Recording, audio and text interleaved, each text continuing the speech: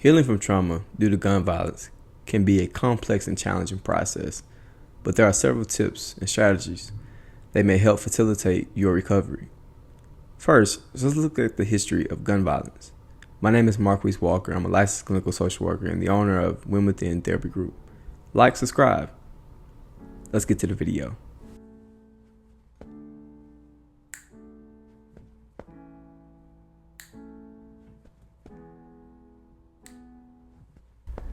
The history of gun violence in America is complex and multifaceted, shaped by a combination of culture, social, political, and historical factors. Here are some of the key points in history of gun violence in America. First, let's start with the colonial era. Firearms have played a significant role in American history since the colonial era, with settlers relying heavily on guns for hunting, protecting themselves, as well as warfare. The Wild Wild West. The period of the Wild West in the 19th century was marked by gun violence, with conflict between settlers, Native Americans, outlaws, and lawmen, leading to a prevalence of gunfighting and shootouts. Civil War. The Civil War of 1861 to 1865 saw a widespread use of firearms, with over 600,000 soldiers killed in combat. The war was a turning point in the development and the use of firearms in the military conflict. Expansion of gun laws. In the 20th century, there was a gradual expansion of gun laws at the federal and state level, with the National Firearm Act of 1934, the Gun Control Act of 1968, imposing certain restrictions on the sale and ownership of firearms. Assassinations. The assassination of people such as President John F. Kennedy, Martin Luther King, and Robert F. Kennedy in the 1960s highlight the dangers of gun violence and sparks calls for stricter gun control, gun laws, and things of that nature. Mass shootings.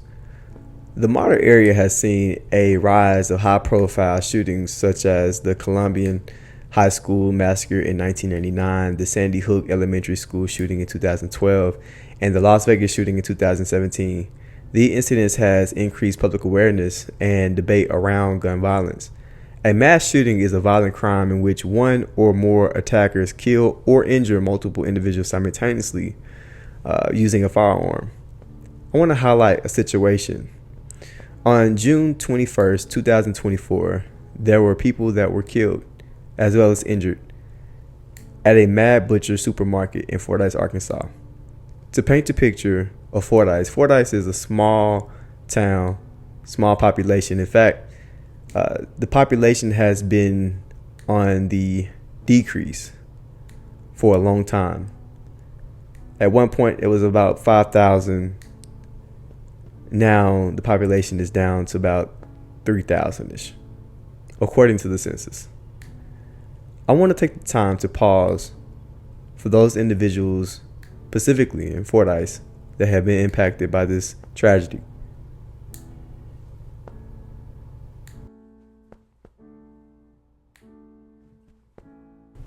Gun right advocacy. The debate over gun rights and gun control has been a continuous issue in our politics, with advocacy groups such as the National Rifle Association lobbying for the protection of the Second Amendment rights and opposing stricter gun control measurements. Gun violence epidemic. Gun violence remains a significant public health crisis in America, with tens of thousands of people killed and injured by firearms each year.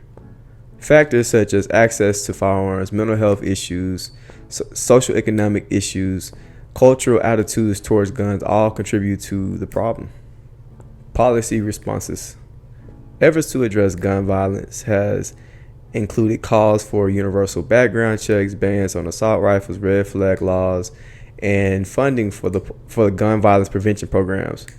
However, progress on these proposals have been hindered, been slowed down due to political situations. The history of gun violence in America is complex, an ongoing story shaped by a variety of historical, social, political forces. Addressing the root cause of gun violence and promoting responsible gun ownership are key challenges for policymakers' advocacy, as well as communities at work to reduce the impact of firearm on our society. Let me give you some tips from healing from trauma due to gun violence. First, seek professional help. Consider reaching out to a therapist who specializes specifically in trauma therapy.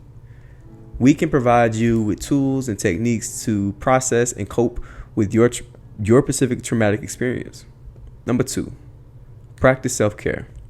Engaging in activities that promote self-care and relaxation, such as exercising, meditation, deep breathing exercises, spending time in nature, or engaging in activities that you enjoy. Number 3, connect with supportive people. Surround yourself with supportive friends and family members who can offer emotional support and understanding. Consider joining a support group for survivors of gun violence to connect with others who have had similar experiences. Number 4, express yourself. Find healthy ways to express your thoughts and emotions about the traumatic event. This could include journaling, art therapy, music, or talking to trusted friends or family, as well as your therapist. Number 5, establishing safety. Create a safe and comfortable environment for yourself. This may involve implementing safety measurements in your home, avoiding triggering situations or locations, and practicing grounding techniques to feel more secure. Number 6, setting boundaries. It's important to set boundaries with others to protect your emotional well-being. Communicate your needs and limitations clearly and assertively. Number 7, educate yourself. Learn about trauma and its effect on the body and the mind. Understanding the impact of trauma can help you make sense of what you're experiencing and work toward healing. Number 8, practice mindfulness. Mindfulness techniques can help you stay in the present and grounded in the moment, reducing feelings of anxiety and distress. Considering practicing mindfulness, meditation, or yoga. Number 9, engage in positive activities.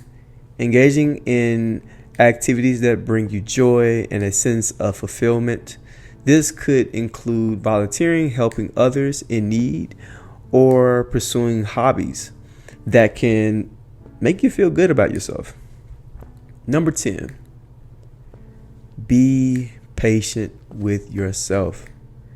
Healing from trauma takes time, and it's important to be patient and compassionate with yourself throughout the process. Allow yourself the necessary time and space to heal at your own pace. Remember that healing is a unique and individual journey, and what works for one person may not work for another. It's important to find strategies and techniques that resonates with you and support your healing process. If you find yourself struggling, don't hesitate to seek professional help and support.